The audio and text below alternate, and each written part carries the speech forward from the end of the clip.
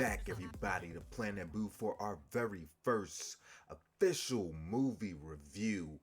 Zack Snyder's Justice League released the Snyder Cut, baby. It's your boy Boo, and I'm ready to get back into some action I don't know about. You!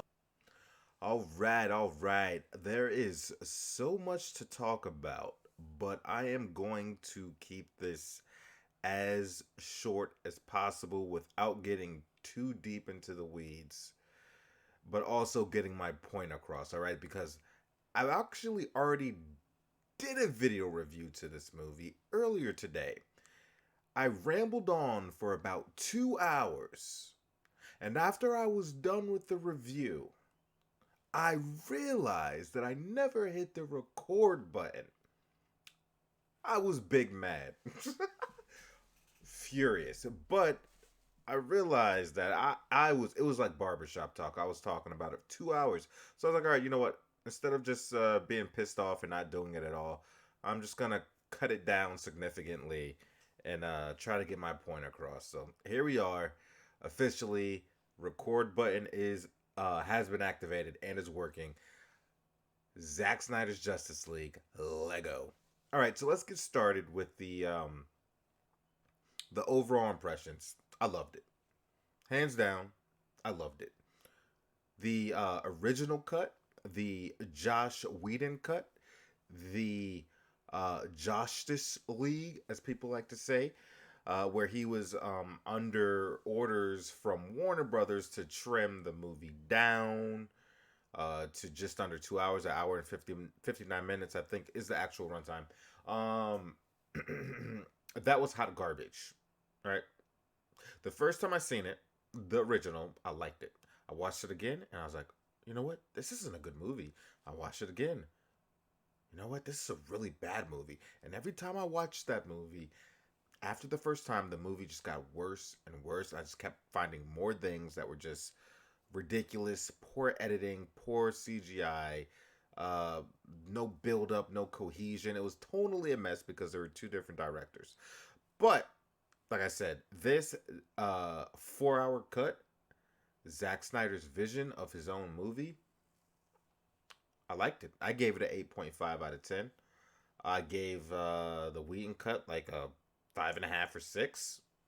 But it was I don't even know where to start. Like you will hear some people say that it's a completely different movie than the original, and then you're also going to hear people say that it is exactly the same movie but just longer.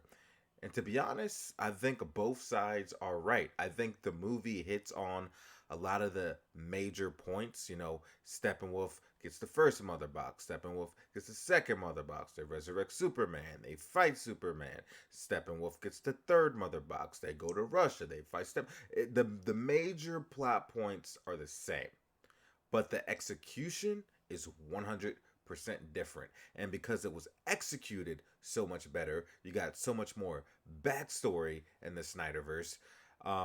So many scenes were removed that tied ends together, that took the missing part of the bridge and mended it back together, so you got a complete bridge of storylines and story arcs and progression and storytelling. And a lot of that was not there in the cut, and now it is. And then the whole time I'm watching the movie, I'm like, oh, that's what that was supposed to be?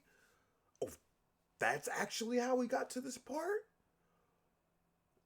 They took what out? They took this out? How could you take this out? This seems like some very important details.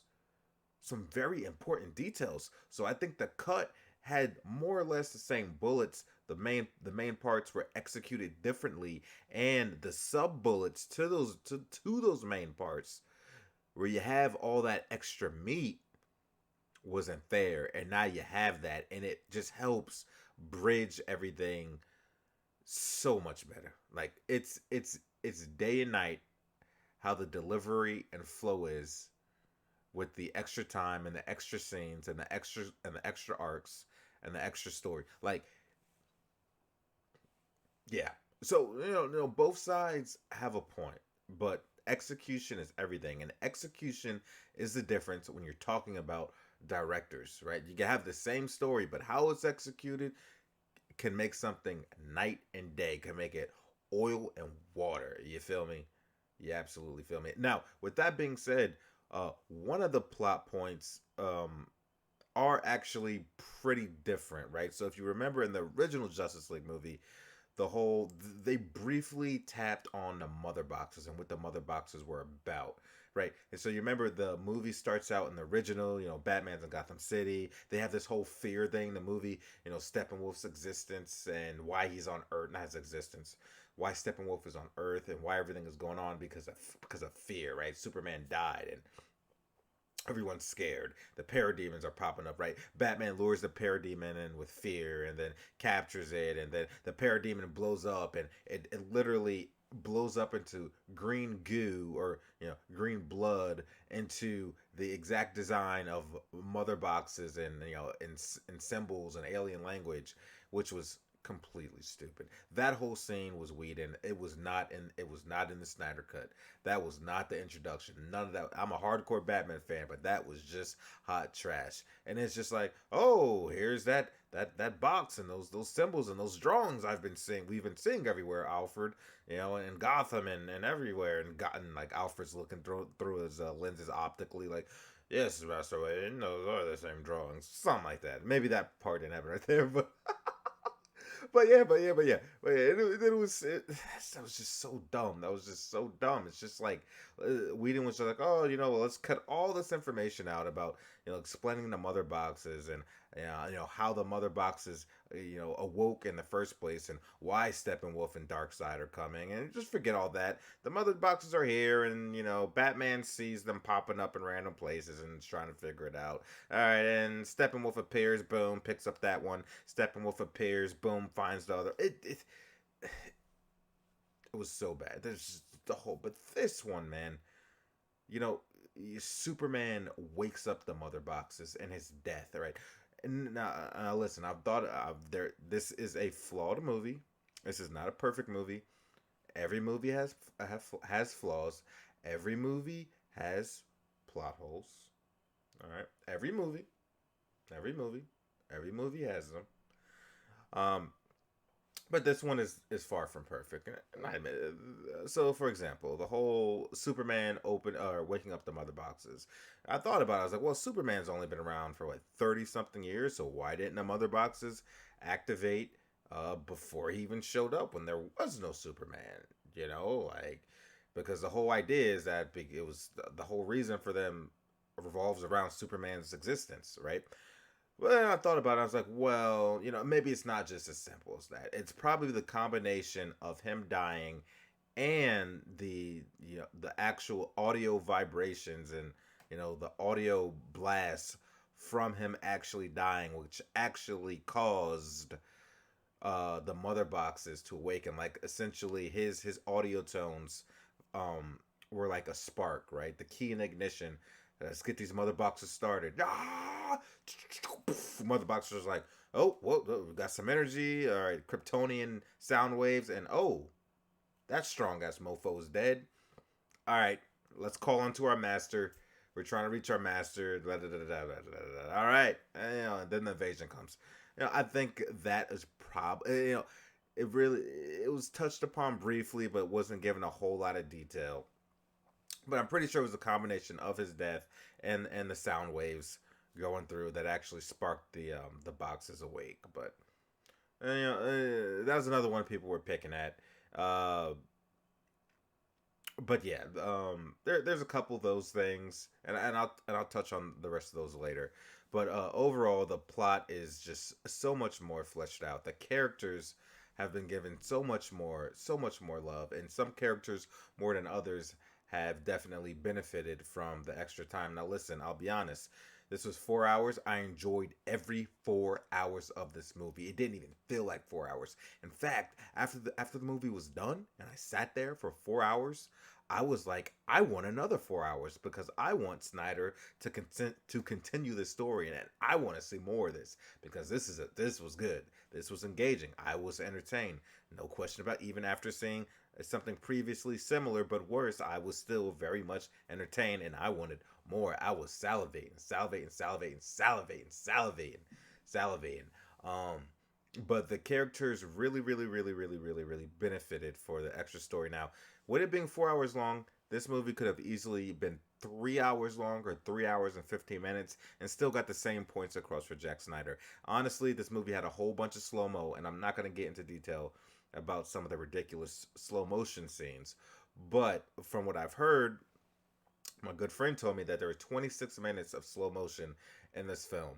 Um, that's a lot. The only people that need slow motion scenes are The Flash, Wonder Woman, and probably Superman because they are super fast, so that makes sense. But all the other slow motion stuff could have been taken out, right? You take out the slow motion, you take out the ridiculously long shots that don't need to be long. The long music videos. So there's one scene where Aquaman is walking down the pier or the dock just to the waves are crashing, the water's wild, and he just jumps in the water.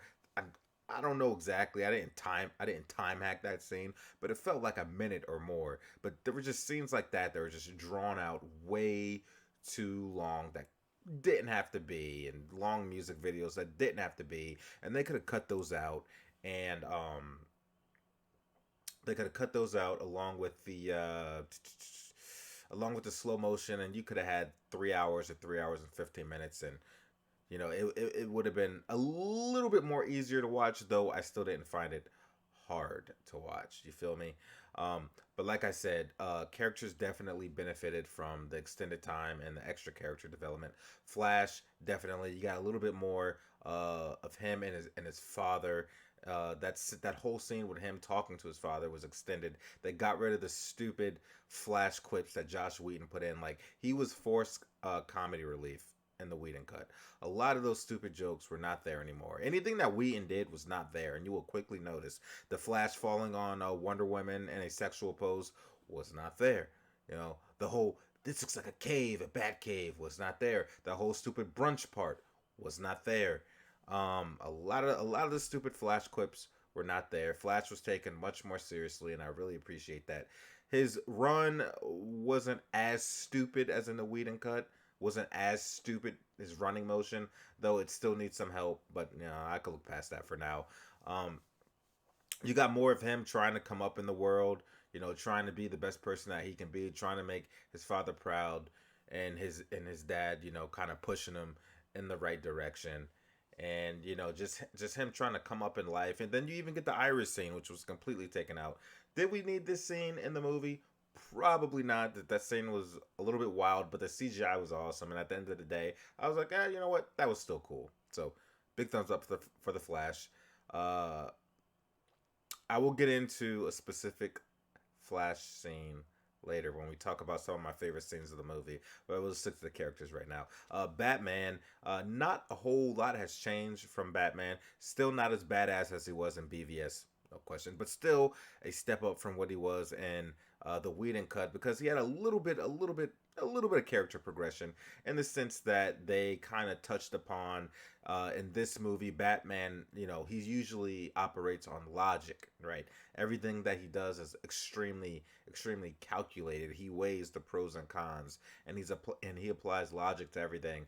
And the whole idea of resurrecting Superman, Alfred kind of confronted him about it, and Bruce said, for once in my life, Alfred, I'm operating on faith. And I thought that, though, a small touch, I was like, you know what? I could rock with that. And yeah, that whole scene with, Batman and or not Batman, yeah, Batman and Wonder Woman having some friction over the resurrection of Superman, and, Batman kind of pushing Diana, in a certain way, trying to push her buttons, and questioning where was her and her existence during all this time when a hero was needed. All that stuff is gone, gone. Though I didn't mind it in the Whedon cut. I didn't care that it wasn't here in the Snyder cut either. I didn't necessarily miss it, or was looking forward to seeing it again. So I'm okay with that one. Our next character, Aquaman. Um, he's more or less the same badass Jason Momoa Aquaman that he was in another one, but he did have some more dialogue in this version, especially a really good scene where I think him and Wonder Woman were talking, and I can't remember if they were talking about Cyborg or Flash. I'm pretty sure they were talking about Cyborg, and they were just kind of having a heart to heart talk about Cyborg's situation and with his family and the position that he's in right now. I thought that was a really good scene. But Aquaman still kicking ass, still got that bro personality, my man. All right, that type of stuff. But yeah, that was cool. And Wonder Woman, much more badass in the Snyder cut versus the original. Um, she was kicking ass in this movie. She was kicking ass in this movie, and she had much more of the warrior mentality that I feel like she didn't have as much in the Whedon cut. And again, they cut some amazing sequences and scenes that really I felt did this character justice, and we'll get into that when we talk about some of my favorite moments. And then Superman. Um, yeah, they got rid of man, I don't even know where to start with Superman.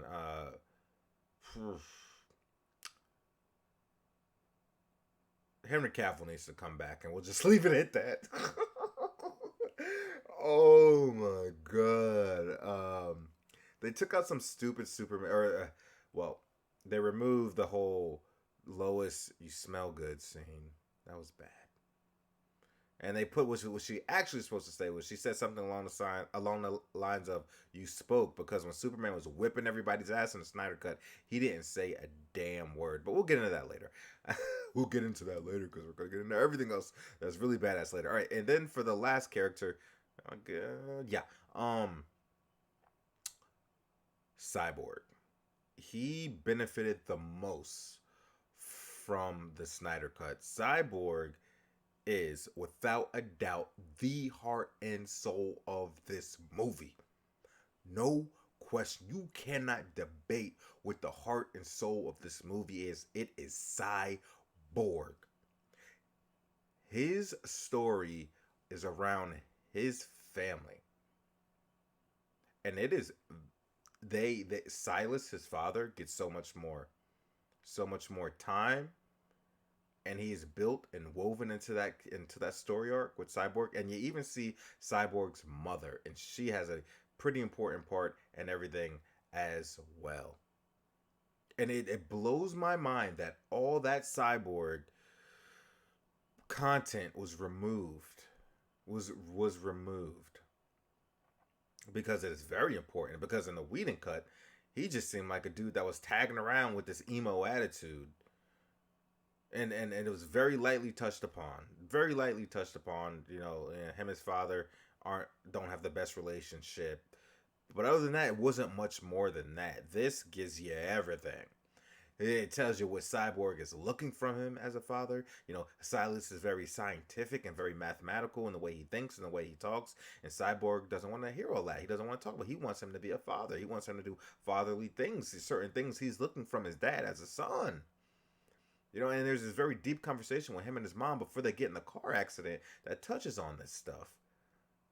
And even after the car accident, and his dad uses the mother box to bring Cyborg back to life as Cyborg.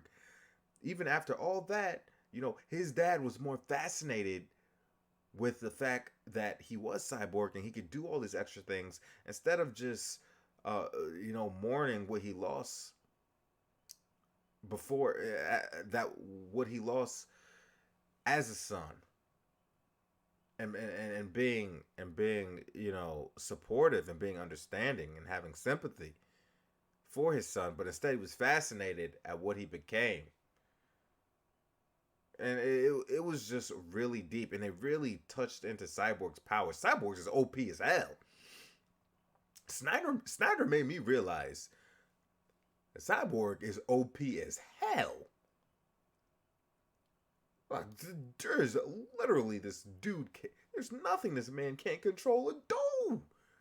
Launching control of satellites, nuclear weapons, and he can do it just from thinking. He doesn't have to necessarily access a database all the time. He can think things into existence through the internet, through telecommunications, communications. It's ridiculous. I could go on for an hour alone talking about how complex Cyborg's story is in this movie. It's absolutely fascinating. Um, let's go into some of my favorite moments that ties in with some extended scenes as well. Though we'll kind of group that together. So right off the bat, all right, the Wonder Woman scene where she's fighting a terrorist that are trying to blow up the building. Or I guess it's a museum. I can't remember with the children in it. Right off the bat, the scene is much better with the extended fight scenes. We get more of Wonder Woman being a badass. We get Wonder Woman punching mofo, knocking them around, nasty style. And in the original, they had the slow motion, dodging a bullet, and then moving that guy out the way, and then blocking the bullets with her bracelets. They had another scene from the jump. The minute she busts through the door, boof, in slow mo, right? They added the part that Whedon took out where she was blocking the gunfire with the bracelets. Just they were shooting at her, not the ones where she was shooting at the people. When they were shooting at her, this scene was they added in the Snyderverse, and it got me hype off the jump. Them bullets started coming. Brrr, Wonder Woman was like, no slow mo. That was the dope thing about it. It wasn't even slow mo. It was regular motion. It was real time. Bow, throw him up, throwing him against the wall. Blood splatters on the wall. That's the Snyder thing. Snyder likes punching people in the walls and throwing people in the walls and kicking people in the walls, and then just this big blood splatter in the wall. That was him and BVS, and that's him again in the Justice League. And you'll see that quite a few times in the movie that happens. But yeah, she was knocking fools around, and even for. Everything about that scene is better. Even from the point where she's, catches the briefcase. In the original one, she just throws it up in the air. In this one, you get a beautiful shot in the aspect ratio of her jumping high in the air so majestically, and then throwing it up in slow mo. It blows up, and then just and seeing her fall back into the museum. It was so beautifully captured. No mistake about that. Another one of my favorite scenes.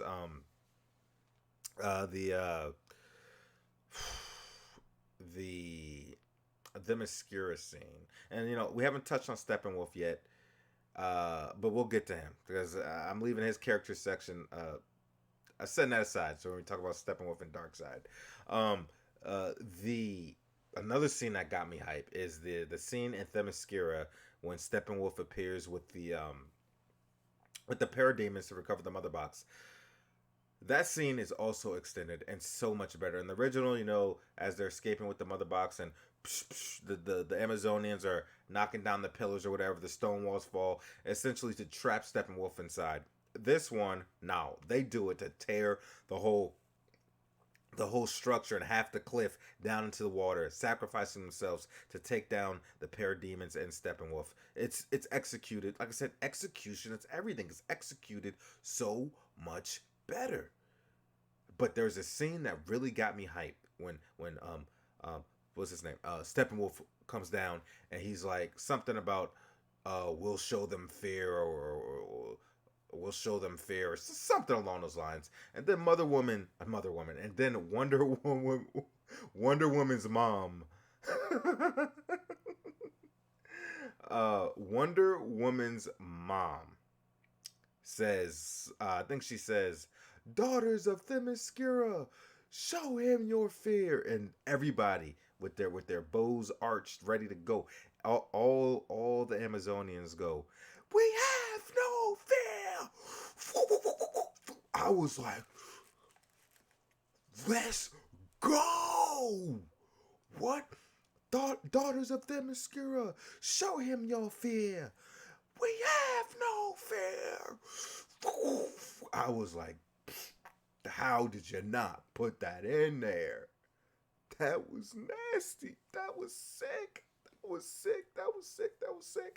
Okay, that part was dope. Another scene that I really like is when they were in the tunnel system fighting Steppenwolf for the first time as a team. I know even that scene is wildly improved upon.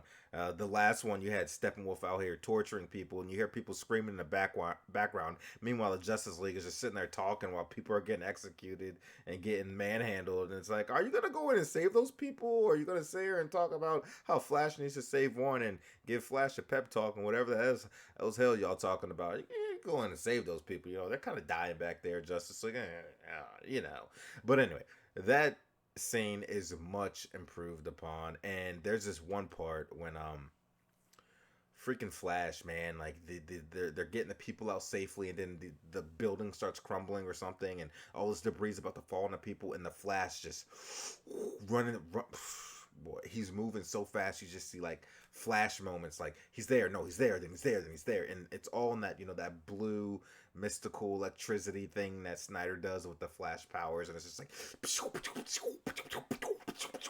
and I'm like, yo, I can't keep up with him. He's too fast. He's too fast. Like, yo, this is great. Next thing you know, not a single piece of debris hits those people. Flash removed all of it, shielded them from it all.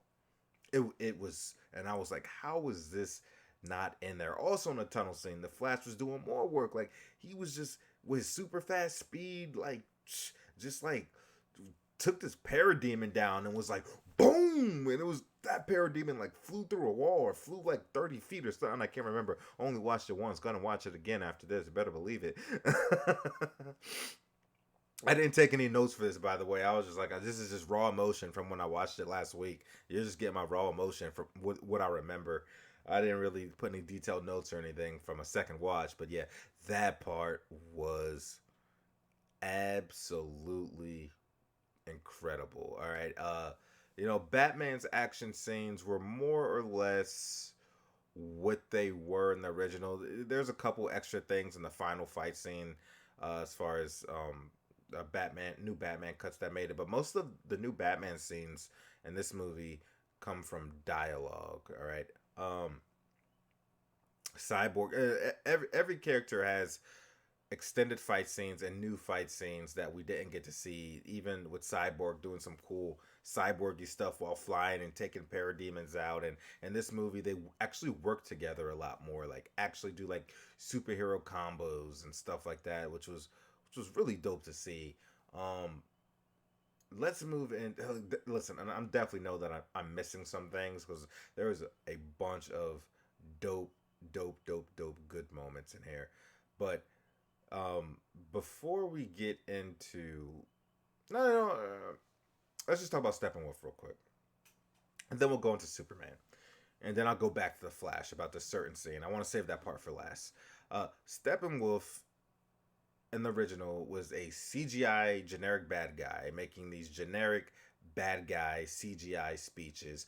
Oh, primitive beings. And then like he was having like incest love with the mother boxes and the original mother this, mother that, mother this, mother.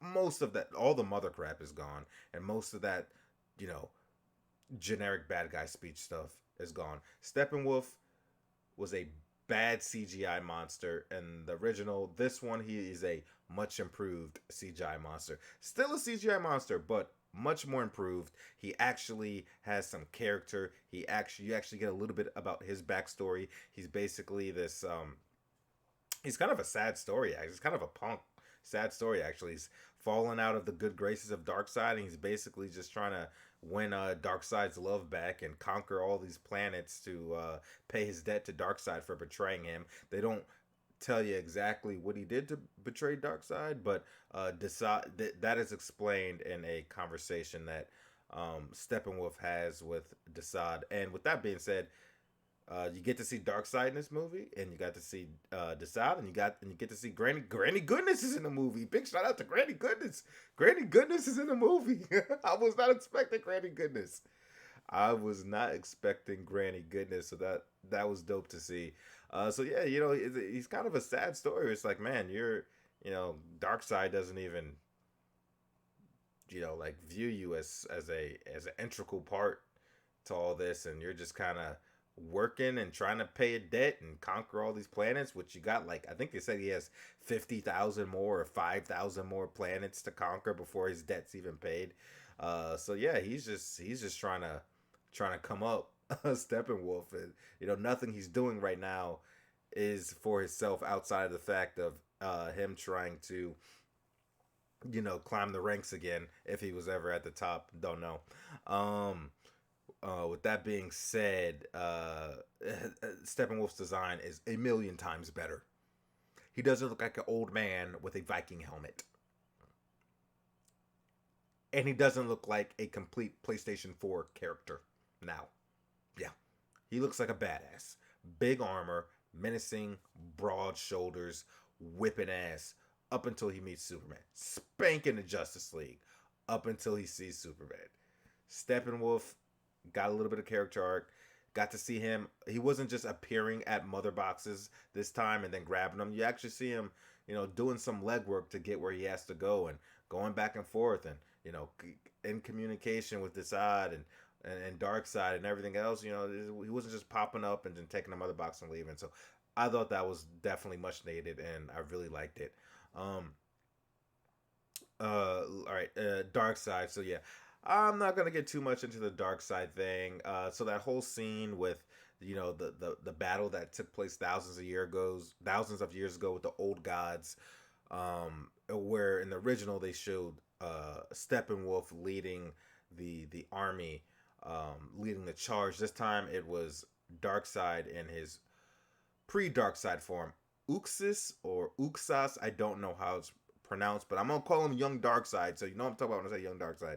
And he's going to fight. He's fighting the Lanterns and the human race and Ares and the gods and the Amazonians, and I'm pretty sure and Zeus was there, and I'm pretty sure it's Ares that ends up stabbing Darkseid, and he basically at that point he was defeated. I don't know if he blacked out, forgot the mother boxes, forgot the anti-life equation. I'm not even gonna get into that for this, but it's one of those things where it's kind of poorly explained and kind of a plot hole. Like, how does Darkseid forget where the mother boxes are and forget where the anti-life equation is when it's literally the only planet that's ever beat him? It's like a sport, right? If you conquered thousands of planets, you're gonna remember the only planet that beat you, even if you get your ass kicked and you black out. If you play a sport, you know what I mean? Like you win 300 basketball games and a team finally beats you. Until the day you die, you're never going to forget that one team that beat you. So we're not going to get into that. That's definitely a plot hole. And they could have done a better job with that part. But not making a big deal out of it. No movie's perfect. And I can practice suspension of disbelief. So I'm all good with it. Definitely one of the flaws in the movie, though. But to get away from that, I don't want to spend too much time on Darkseid. But let's get into Superman. All right.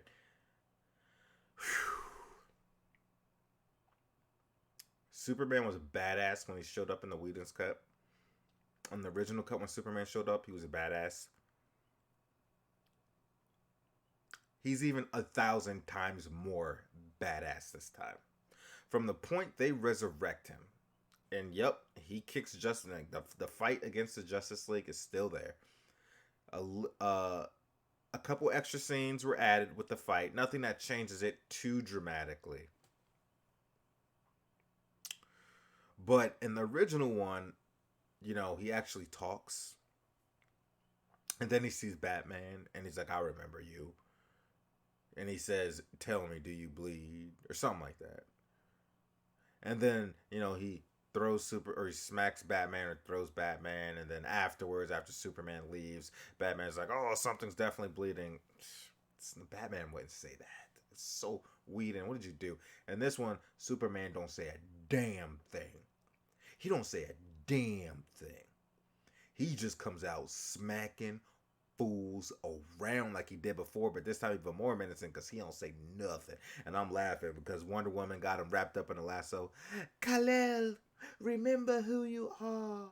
Remember. And Superman looking like, I know who the hell I am. You need to know who the hell you are. Because y'all shouldn't be messing with me, right? Like, do you know who you are? Do you know who I am? Because I know who I am. And I'm kicking y'all ass right now. Too funny, yo. But, Then the whole part about Lois, Batman using her as a trump card to Superman. That doesn't happen. Lois has been going to visit Superman's memorial site every day since he died. So, where that scene happened, she was rolling up to do her daily Superman um, a memorial visit. So, and I was okay with that. Totally fine. Um, so let's get down to the final fight scene. Right, 1,001 times better in the Snyder cut. 1,000,001 times better in the Snyder cut. That whole BS about that one single Russian family, seemingly would appear to be the only people living in that toxic waste area until we see Superman carrying an apartment building, as Flash pushes that one single Russian family and a truck to safety. All that's gone. All that was Whedon. Nobody's living there. That place is abandoned, and that's why Steppenwolf chose to build there and set up the fortress there, because it was toxic and abandoned. But more so that it was extremely toxic, because it's a toxic area. Nobody's going to live there. But anyway, that whole it's just so stupid, and it undermined that everything in the original undermined how important some of these characters were, because Flash didn't really do anything in that final fight scene. They just used him to push some people around in a truck. It's like we have the Flash here. Like, that was not part of Snyder's vision. So in this one, I'm not gonna get too much into details. I'm gonna just pick out some of my favorite moments that I really like. Basically, the boy the Flash is basically creating a energy field, more or less, to help with the task at separating the mother boxes, because the process has already began starting of Steppenwolf merging the boxes together, which in once that has been completed, the Earth will be destroyed, the world will be destroyed. But anyway, so a lot of that final fight sequence, there are extended and additional cool fight sequences by all characters that weren't there originally. But so as Cyborg is trying to separate the mother boxes, Steppenwolf picks up his axe and he's behind Cyborg and he's about to chop his shoulder off, chop Cyborg's shoulder off, right? Picks up the axe. For dark side. Right before he hits him, Superman drops in a black suit. I failed to mention that. Yep, he got the black suit in this one. Definitely a fan service more than anything. He could have whipped Steppenwolf's ass without the black suit, and regenerating his powers and his energy and all that stuff. But it was fan service, and I'm okay with it. So Superman drops in, boom. He doesn't block Steppenwolf's axe. No, he doesn't block Steppenwolf's axe. No, he doesn't grab Steppenwolf's axe. He doesn't slap Steppenwolf's axe out the way. He doesn't push Steppenwolf out the way. He doesn't punch Steppenwolf out. He doesn't kick Steppenwolf out the way. No. Superman flies down and lets Steppenwolf hit him in the shoulder. And all you hear is dink. Bruh. All you hear is dink. And Superman is like, and I kid you not, the quote of the movie. After Steppenwolf takes exactly 0 damage off of Superman, Superman says, "Not impressed."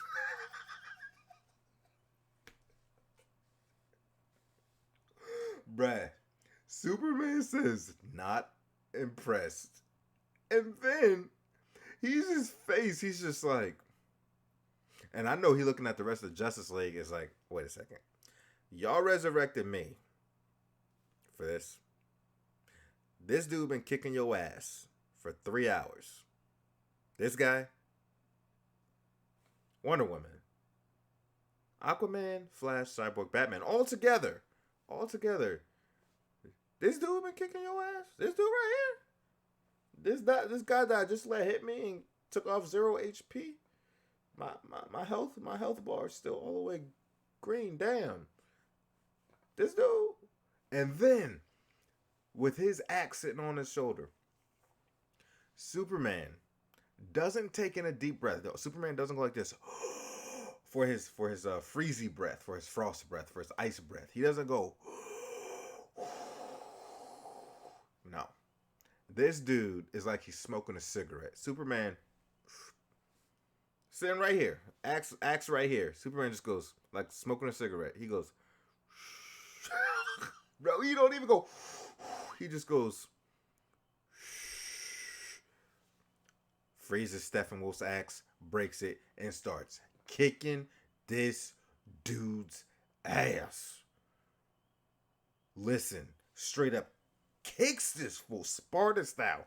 Kicks this fool, punching this fool, throwing this fool all around the place. Steppenwolf doesn't even get a chance to blink. Then he gets him on the ground and starts heat vision, laser eyes.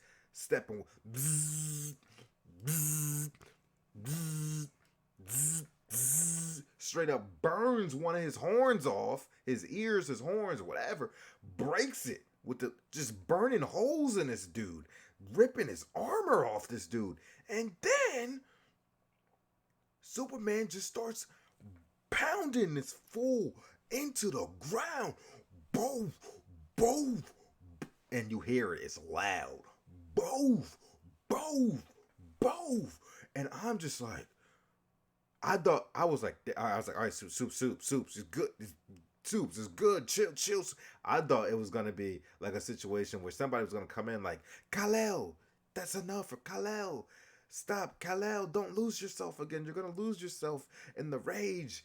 You know, it wasn't even like that. I thought it was starting to get that feeling because it felt like it was going on for an hour. Obviously, I'm exaggerating, but it felt like a really long time. You just hear Superman putting holes in this dude's chest with heavy blows, and I was just like, "Oh, this is getting kind of dark." Soups, chill. But no. And then, in one of the man, and I say this, in our rich history, still young history, but still rich history of amazing comic book films from Marvel to DC to other stories even. And what has to be a top 5 coolest, most amazing scenes in comic book history. The Justice League fails. They fail at separating the mother boxes. They fail at stopping the unity. Right? Got a whole portal open up, Darkseid's looking in it. Boom. The world gets destroyed. And in the process of the world getting destroyed, you see our heroes dying, just getting evaporated. The Flash. One of the greatest moments in comic book history, top 5, and I haven't given it much thought as to where I would place it. It could be number 1. I don't know, but I haven't given it that thought yet. But without a thought, I already know it's top 5. The Flash saves the world. This mother is injured. The Flash is injured, hurt, but still finds the strength and energy to pick up that speed and run faster than the speed of light, to alter the timeline, to go back and make changes to what was done through the Speed Force. And he's running back. He's running faster than the speed of light. And with every step, you can see the power, the force, and the changes. And then you see the Flash undoing the death of the world and to the people and to the members of the League. It is unlike anything you will ever see in a comic book movie. It is truly unique. It is truly fascinating. It is truly jaw dropping. And I'm not kidding you. I'm not kidding you. Epic. Absolutely epic.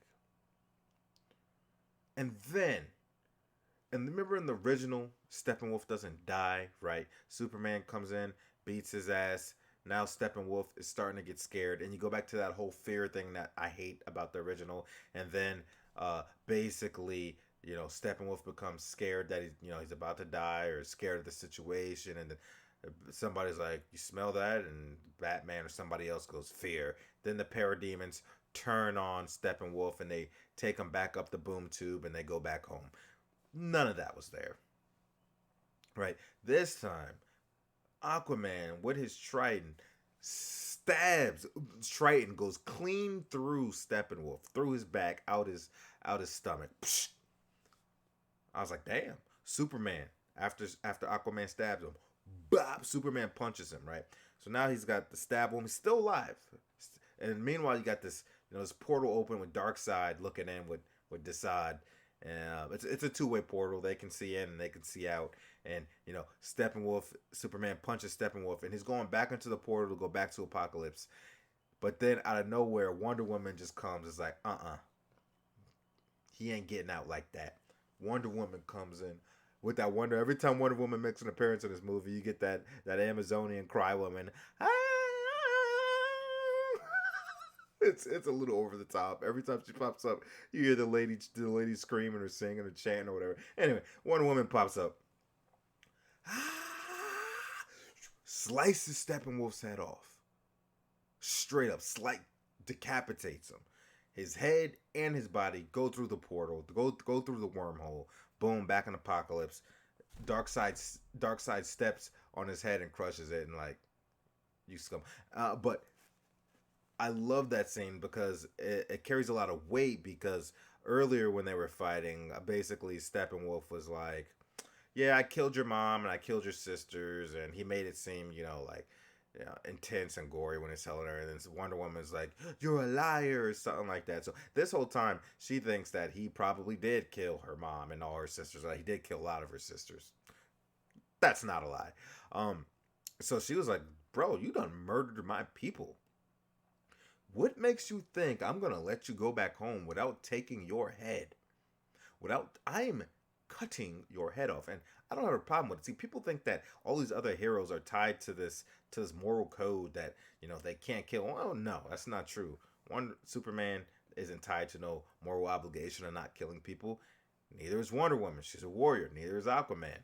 So they all try to attach this Nolan Batman, thing to them, and it's like, I don't know, these other characters kill and don't think about and don't go out the way trying to not kill people. They don't kill people all the time, and they don't kill people most of the time, but they aren't held to this moral code of conduct that the most recent iterations of Batman hold. So yeah, she takes him out, and then the part is awesome because you just got this stare down between Darkseid and the Justice League on opposite sides of this portal, and it's just an amazing, chilling feeling because neither one of them are going to step through that wormhole.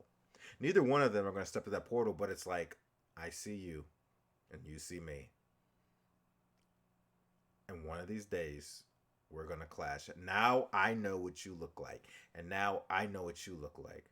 Remember my face, because we will meet. It is an awesome stare down scene through the portal, and it's just like, we're never gonna get this. We're never gonna get this movie. We're never gonna get this movie. Man. All right. Purely the finale is so much better, and I say finale loosely because after that there's like a whole nother 30 minutes of a with the they touch on the nightmare scene, and you got Mara, Batman, Cyborg, Joker, and then it's the alternate reality where Darkseid wins, and you got the rogue Superman out here killing people because Lois was killed and all that. So I'm not gonna get into that whole part, but it was cool to see, but we could have done without it. We could have done without the last 30 minutes of the movie. We didn't need the Deathstroke thing, but it was Snyder's vision. So, and the whole Deathstroke thing's different. It's not about forming the Legion of Doom or the Injustice League. It's actually Lex Luthor literally just hires Deathstroke to kill Superman or to kill Batman, and he gives Deathstroke Batman's real identity, and is like, all right, go handle my business. I'll pay you handsomely, whatever. Uh, and then there was another cameo, but before I get into that cameo, there was a scene that I thought was really good. No, there were two scenes that were really good. One, I really liked the scene where Superman was re-identifying himself after being resurrected, and they had a bunch of voiceovers from both of his fathers, Jor-El and Paul Kent, and I thought that was really cool that he was getting words of wisdom and inspiration and words of life and truth and love from his Earth father and his Kryptonian father, and it was actually really really beautifully done. I liked how they did that. But there was a really good scene with Ma Kent, Superman's mother, and Lois Lane, in which Ma Kent visits Lois to basically tell her like, hey, you got to move on with your life. It's what Clark would have wanted. You're an amazing woman. The world needs you. The world needs Lois Lane. You can't stay cooped in your room forever, and you haven't worked since Superman died, since Clark died, but you got to move on with your life, and et cetera, et cetera. And I was like, the scene was really, really well done. It was pretty heavy, to be honest. So then after the scene, Ma Kent leaves, closes her apartment door or whatever, and then she transforms. She literally turns into something else, and I'm just like, what is going on? What is going on? What is Ma Kent and it wasn't Ma Kent. It was Martian the Manhunt. They just dropped Martian Manhunter, boom, just like that. Now in the Justice League movie. The reason I had a problem with that is because it took away from how powerful that scene was with Ma Kent and Lois. Because now it's like, well, that wasn't Ma Kent at all. It was just Martian Manhunter. And so I think that took away from that scene. But also it was stupid because why does Martian Manhunter on this random day give a F what Lois Lane is doing, to the point where he's going to transform into Ma Kent and try to convince Lois Lane to start living her life again? Literally, the world is in jeopardy right now, and you are transforming into Ma Kent to try to get Lois Lane to go out and meet a friend, go back to work and meet a friend for lunch and go to Starbucks and continue on with your life. Like, I'm sorry, I wasn't having that one. And then, like, at the end of the movie, Martian drops down to, like, reveal himself to Batman. Like, hey, I've been around this whole time, and I've just been, chilling in the cut, laying in the weeds, just kind of, like, checking you guys out from afar. But guess what, Bruce? I'm here. I'm here to help now. I want to be a member of the Justice League. Like, the world literally did just get destroyed, and if it wasn't for the Flash, we wouldn't be here right now. But I could have been helping you guys out this whole time. I could have helped out with Doomsday.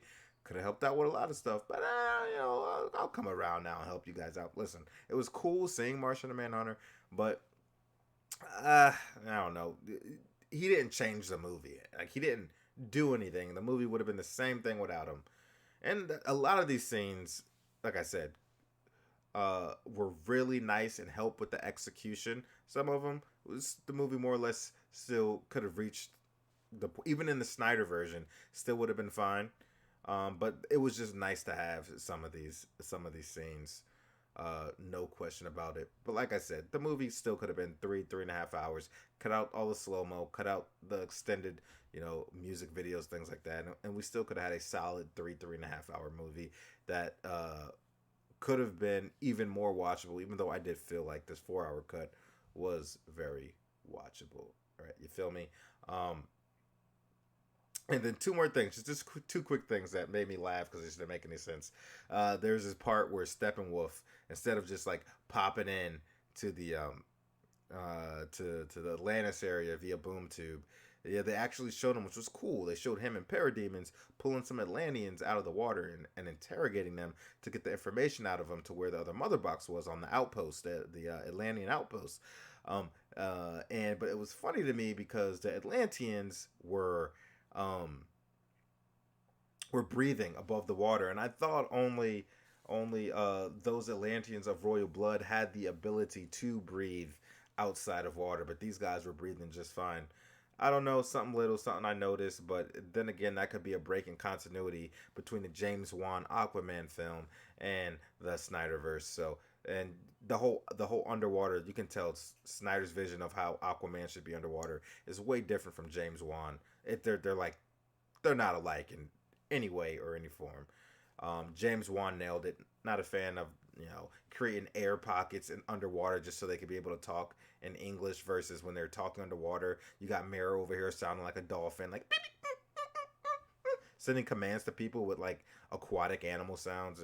Uh, cool, but doesn't really nail it. But anyway, and then another scene was after the car accident in which Cyborg's mom dies and Cyborg loses most of his body.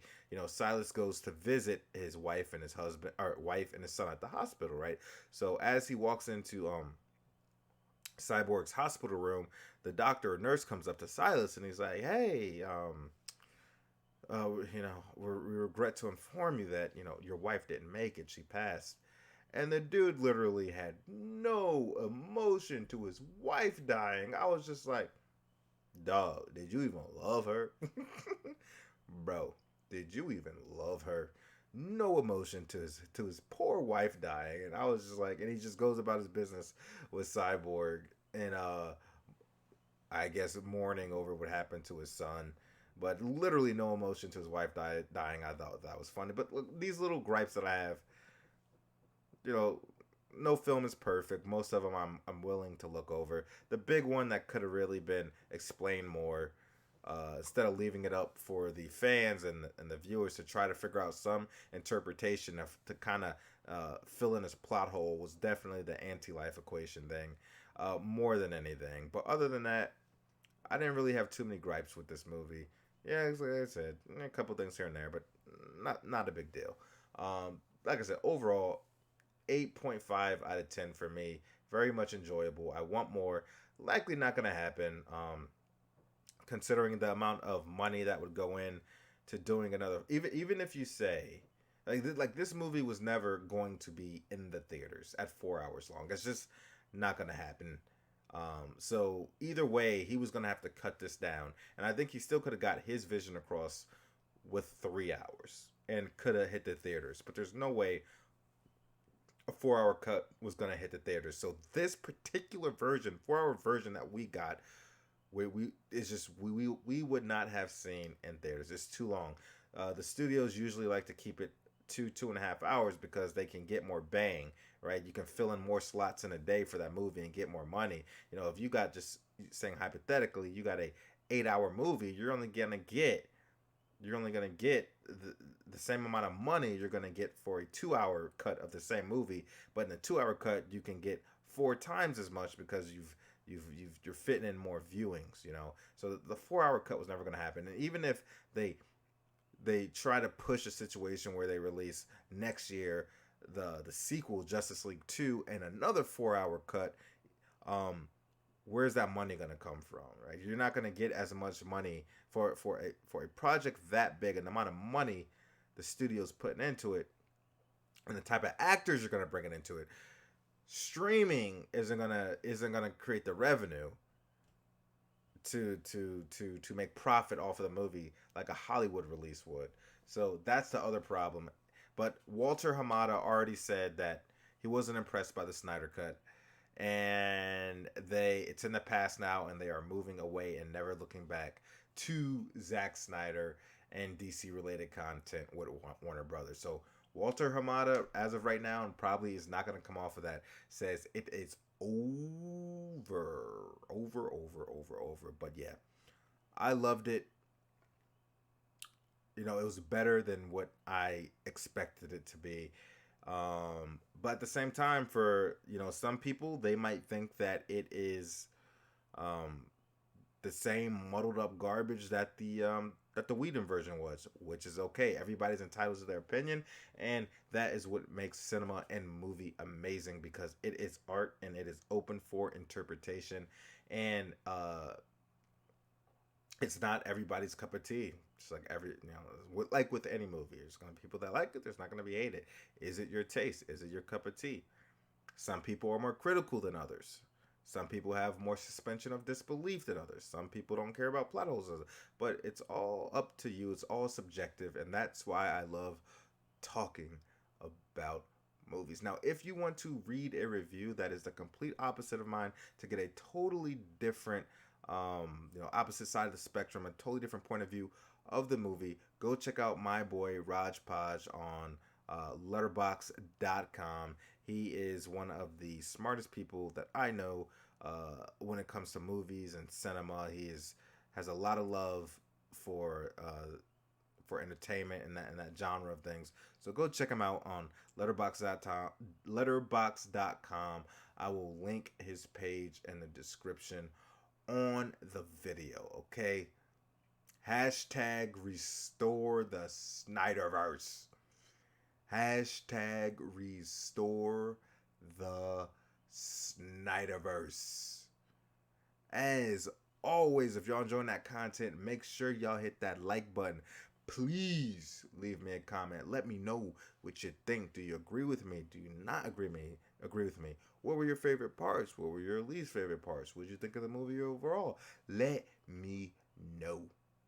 Alright, make sure you hit that bell, stay notified whenever we go live or upload a video, and spread the word. Let people know that we are playing video games and reviewing and doing movie reactions right here on Planet Boo, and there's more to come.